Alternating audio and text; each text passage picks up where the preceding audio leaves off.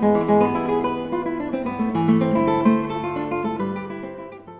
in this very first painting on the course, I want to have a go at some simple shapes and looking at the edges in particular and some techniques we can use just using black and white. So I've got the easel set up with my canvas on it and just some black paint here. I'm going to start by drawing in the lines just on the canvas. Now I'm making this picture up really. I just want to use some simple shapes so that we can just get a feel for the paint, see how it works, and begin to understand some of the mixing techniques that we're going to use throughout the course. So we've got a cylinder. I'm just adding on a cube here to give us some nice straight lines, and a circle. Now if you're painting along with this demonstration, don't do it too big because you'll have a lot of area to cover then. So we just want to keep it fairly small, just a few inches across really, just so that we can have a go at techniques without using up too much paint really. Putting in some shadows here, all important just to ground it all. Now the first thing we need to do after the lines are drawn is to block in with the dark tones. It's usual to go from dark to light in oil paints. If you're a watercolour painter, you'll be used to working from light to dark, but in oils it's usually the other way around, and usually the dark paint goes on fairly thin and the lighter paint goes on much thicker. And what we want to do first of all is just to block in just with our black paint just the areas that are the darkest here, because we want to begin to give it some form and to see where the painting is going to work before we carry on with it too much and get too detailed with it. We want to just get the basic forms in here. So I'm just coming in with a black paint and filling in what I think are going to be the darkest areas in the picture here. Now the light's coming from the left, and so all the shadows are on the right. We then want to add in the mid-tones, so I'm just using some black paint again, but I've just watered it down a little bit. It's just a little bit thinner, so I'm using water-based oils here, so I've literally just added a little bit of water to the brush. If you're working with traditional oils, then just add a little bit of terps to the brush just to thin the paint down, and it'll give you a thin grey. So it's just a thin wash that's going on really, and as the colour of the canvas shows through, it becomes this sort of grey colour. So there we are, we're beginning to get our tones here.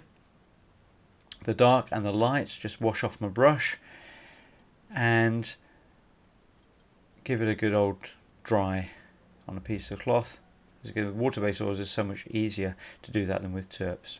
Changing brushes now then, and gone for a flat, and we're going to start working on the overpainting. So this is where we're coming in with a little bit thicker paint, and we're just going to tidy up the initial painting that we've got here. So coming in over the black areas, everything that I think is in the darkest shadow is black. We're really just going to be working in three tones here. We're going to be working in black, in a medium tone grey, and in white. So keeping everything very simple for this first exercise.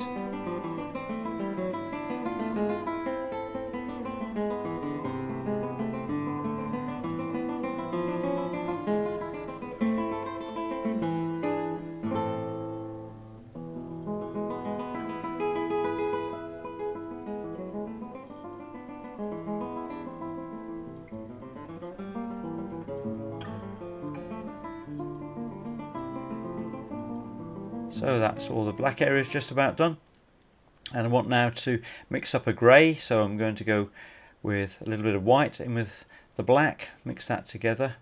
We're not using thin down paint now, we're coming in with thicker paint because I want to be able to blend the colours together later. So we're mixing up a nice grey here with the white and the black, no thinners or water this time, just coming in straight with the white and the black. And we're going to put that mid-tone grey in where I'd marked it out earlier with the underpainting. So we just need to cover all the grey areas in the painting that we've got.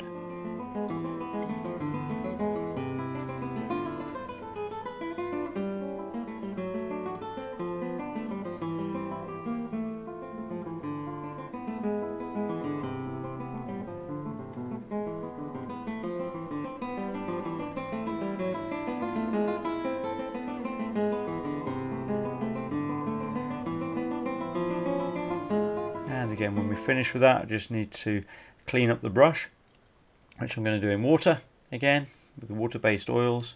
cleaned off in terps if that's what you're using. And then finally, with a drier brush again, we're going to come in and put in the whites.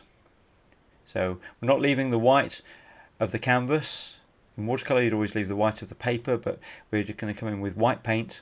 We want the whole of the canvas covered with paint of some kind or another, and that'll enable us to then go on to the next stage, which is blending them together.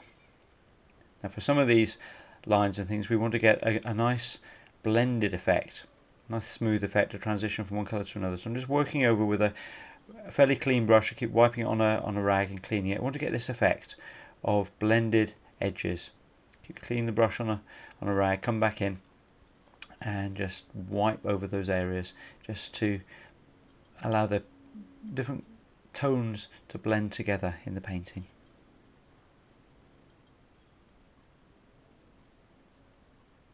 Just do some of that on that round shape as well. Now obviously I'm not going to blend things in on the edges of the cube because we want nice crisp edges there.